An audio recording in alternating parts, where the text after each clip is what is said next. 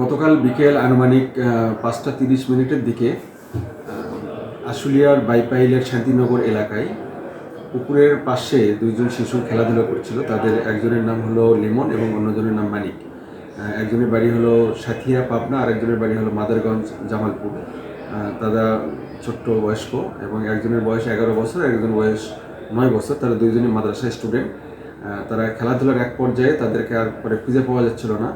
তাদের পরিবার তাদেরকে ব্যাপক খোঁজাখুঁজি করার পরেও যখন পাচ্ছিল না, তো আজকে সকালবেলায় 5টা 30 মিনিটের দিকে কিছু লোক তাদের দুইজনের ডেড বডি পুকুরের মধ্যে ভাসমান অবস্থায় দেখতে পায়।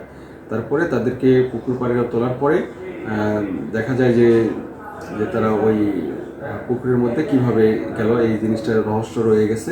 তো আমরা খতিয়ে দেখছি যে এটা মার্ডার নাকি অন্য কেউ ফেলে দিয়েছে, নাকি তারা সাঁতার কাটতে গিয়ে তারা পানির ডুবে মারা গেছে। এই বিষয়টা আমাদের তদন্তের বিষয় রয়েছে।